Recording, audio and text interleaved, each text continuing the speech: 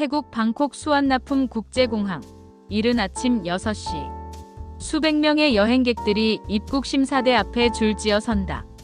그 한가운데 여권 스캐너를 든 한 청년이 있다. 이름은 타나.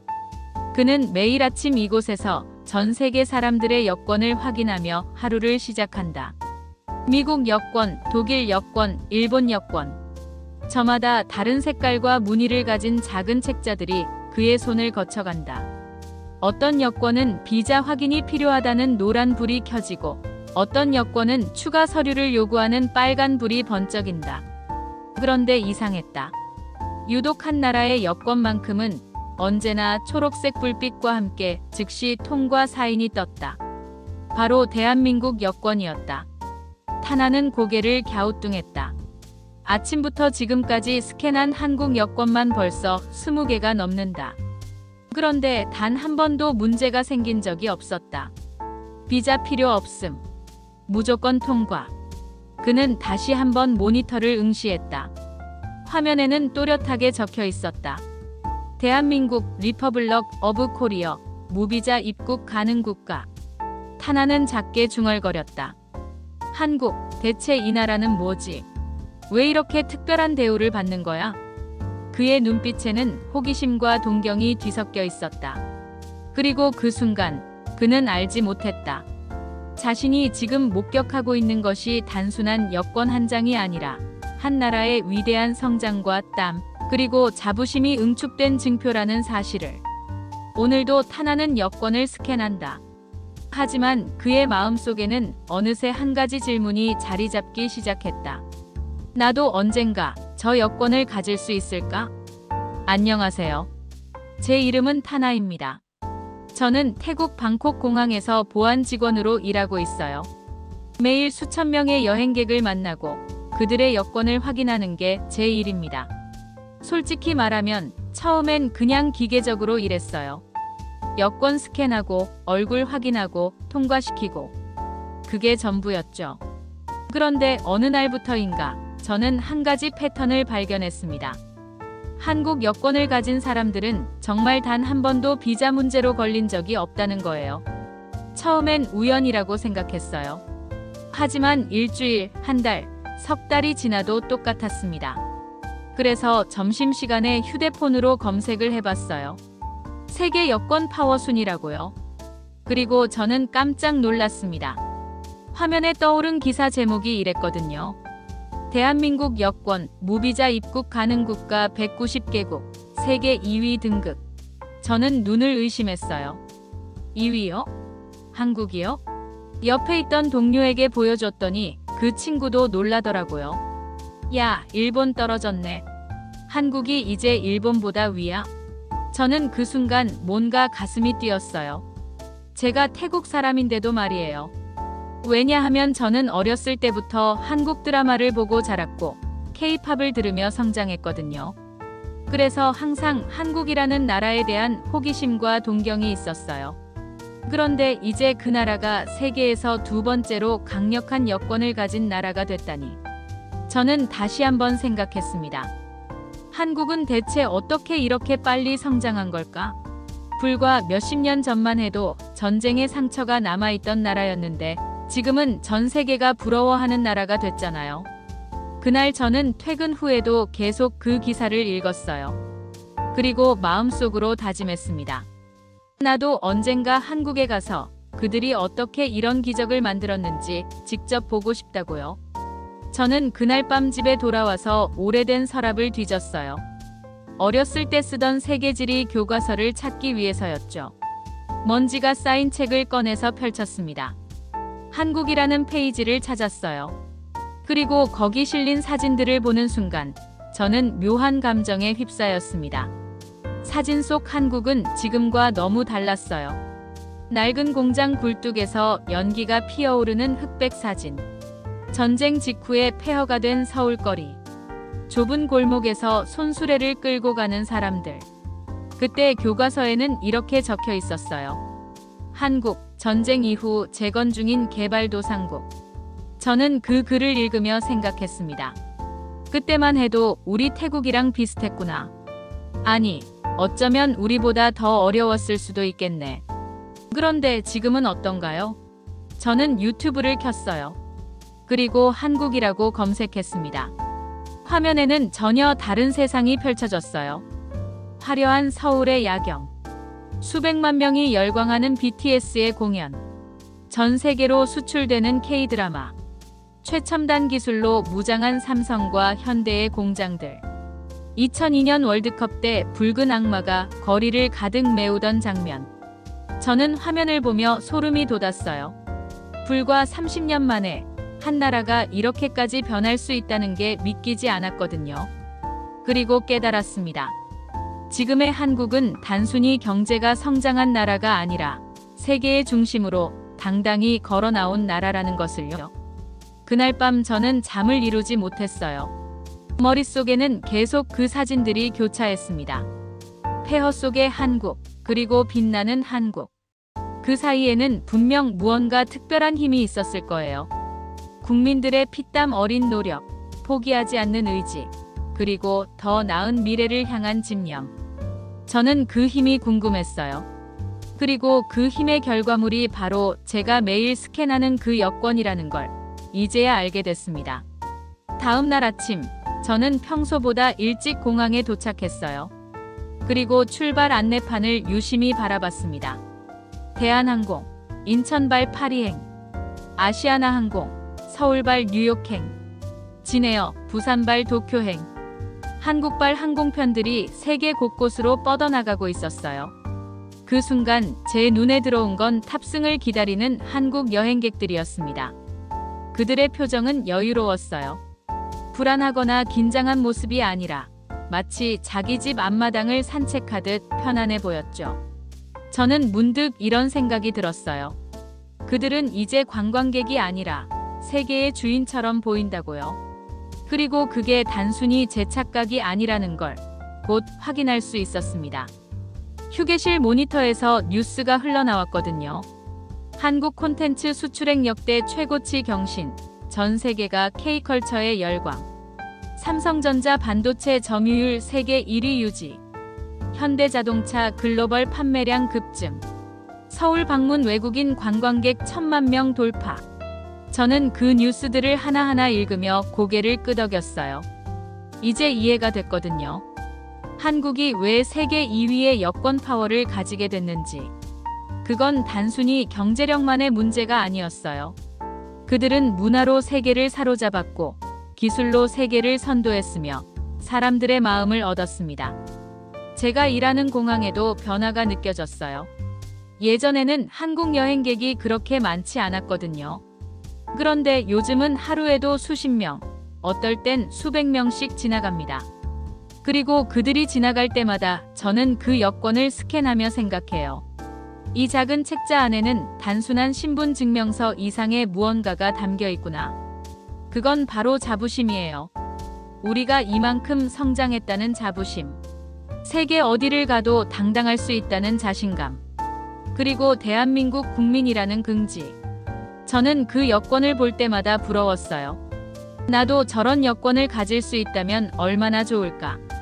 세계 어디든 자유롭게 여행하고 어디서든 환영받을 수 있다면. 그런데 며칠 후 저는 또 한 번 놀라운 광경을 목격했습니다. 미국 여권을 든 남자가 제 앞에 섰어요. 보통 미국 여권은 거의 무조건 통과였거든요. 그런데 이번엔 달랐습니다. 삐삐삐. 노란 경고음과 함께 화면에 떴어요. 비자 확인 필요. 추가 서류 제출 요망. 그 남자는 당황한 표정으로 물었죠. 왜요? 저는 미국 시민인데요. 저는 규정을 설명해줬지만 그는 이해할 수 없다는 표정이었어요. 그리고 옆 라인에서는 더 놀라운 일이 벌어졌습니다. 일본 여권을 든 여성이 비자 문제로 입국이 지연되고 있었거든요. 제 동료가 상부에 확인 전화를 걸고 그 여성은 30분이나 기다려야 했습니다. 저는 그 모습을 보며 충격을 받았어요. 불과 몇 년 전만 해도 미국과 일본은 여권 파워의 절대 강자였거든요. 전 세계 어디든 자유롭게 다닐 수 있는 특권을 가진 나라들이었죠. 그런데 지금은 어떤가요? 점심시간에 다시 뉴스를 검색해봤어요. 그리고 기사를 읽고 또 한 번 놀랐습니다. 미국 여권 파워 10위권 밖으로 추락. 일본 여권 순위 3위로 하락. 한국의 역전당해. 저는 화면을 보며 중얼거렸어요. 세상이 정말 변했구나. 이제는 미국도 일본도 한국을 따라잡지 못하는구나. 그리고 그 순간 깨달았습니다. 여권 파워는 단순한 숫자가 아니라는 것을요. 그건 그 나라의 신뢰도이고 외교력이며 국제사회에서의 위상입니다. 한국은 그 모든 면에서 세계 최고 수준에 올라선 거예요. 불과 몇십 년 만에 말이죠. 저는 그날 퇴근하면서 계속 생각했어요. 과연 태국은 언제쯤 저런 위치에 오를 수 있을까? 아니, 우리만의 문제가 아니라 전 세계 많은 나라들이 지금 한국을 부러워하고 있을 거예요. 그리고 그들처럼 되고 싶어 할 거고요. 저 역시 마찬가지였습니다. 어느 화창한 오후였어요. 제 앞에 중년의 한국 부부가 섰습니다. 남편분은 편안한 차림에 여유로운 미소를 짓고 있었고 부인은 가방에서 여권 2권을 꺼내 제게 건넸어요. 저는 습관적으로 스캔을 했습니다. 띠링. 초록 불빛과 함께 무비자 통과 사인. 저는 여권을 돌려주며 한국말로 인사했어요. 감사합니다. 좋은 여행 되세요. 그러자 그 부부가 반가워하며 저를 쳐다봤어요. 남편분이 웃으며 말했습니다. 오, 한국말 잘하시네요. 어디서 배우셨어요? 저는 수줍게 대답했어요. 드라마 보면서 조금씩 배웠어요. 그리고 한국 여권 정말 대단하시네요. 지금 세계 2위예요. 그러자 아저씨가 흐뭇한 표정으로 고개를 끄덕이며 말했습니다. 맞아요. 우리 젊었을 때는 정말 달랐어요. 해외여행 한번 가려면 비자 받느라 얼마나 고생했는지 몰라요. 대사관 찾아가서 서류 준비하고 면접 보고 몇 주씩 기다리고. 그런데 지금은 어때요? 그냥 여권 들고 공항 가면 끝이에요. 어디든지 갈 수 있어요. 부인분도 거들었어요. 우리 딸이 지금 프랑스에서 공부하는데 비자 걱정 하나도 안 해요. 그냥 가고 싶으면 가고 오고 싶으면 와요. 이게 다 우리나라가 잘 살게 됐기 때문이죠. 저는 그 말을 듣고 가슴이 뭉클했어요. 그래서 조심스럽게 말했습니다. 정말 부럽습니다. 저도 언젠가 한국처럼 강한 나라의 국민이 되고 싶어요. 아저씨는 제 어깨를 가볍게 두드리며 말했어요. 당신 나라도 충분히 아름답고 좋은 나라예요.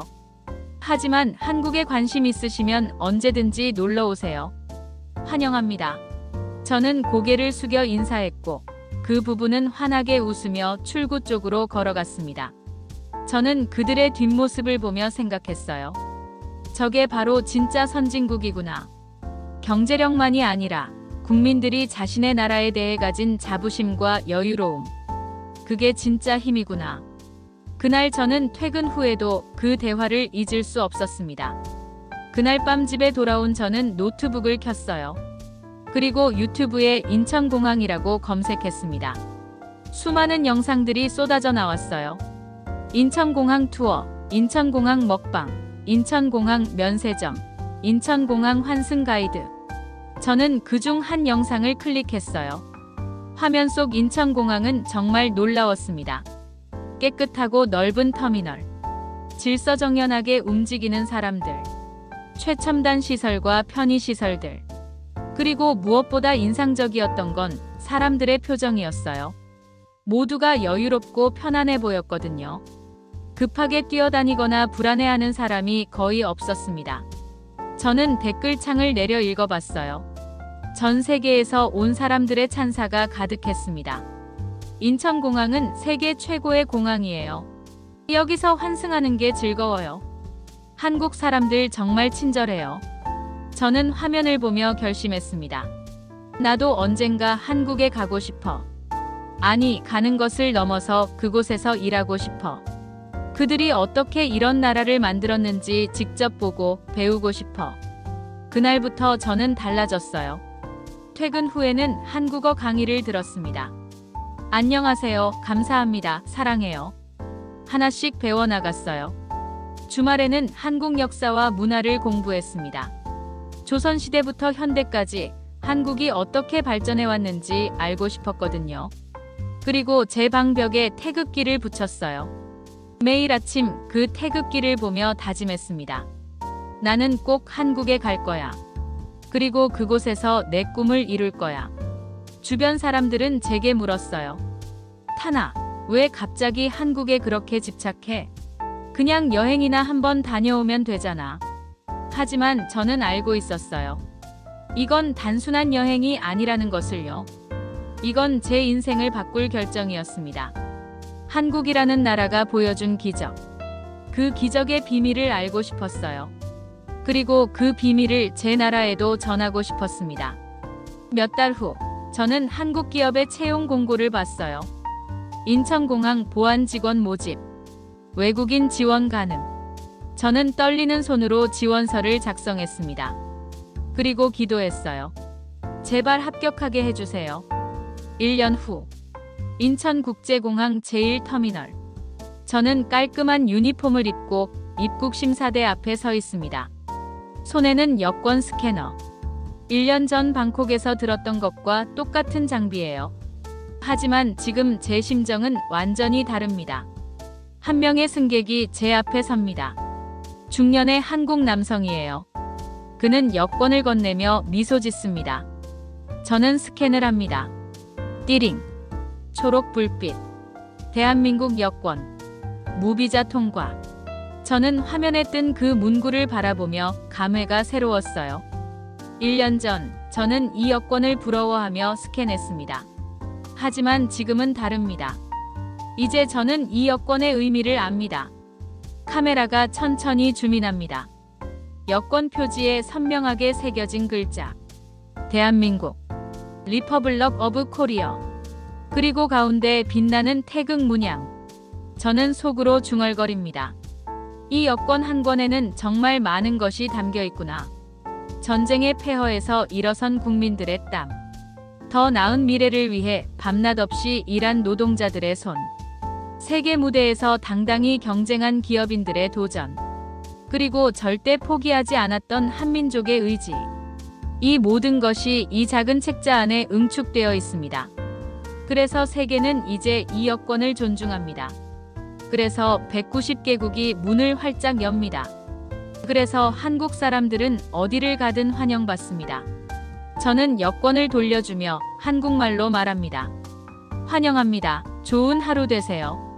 승객은 고맙다며 걸어갑니다. 저는 다음 승객을 기다리며 창밖을 바라봅니다.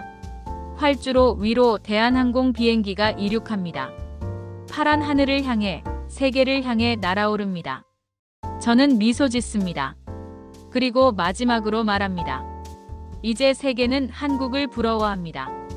그리고 저는 그 나라의 일원이 된 것을 자랑스럽게 생각합니다. 화면이 서서히 어두워집니다. 배경으로 웅장한 오케스트라 음악이 흐르고 태극기가 바람에 펄럭입니다. 자막이 떠오릅니다. 대한민국 여권 세계 2위. 이것은 단순한 순위가 아닙니다. 이것은 기적입니다.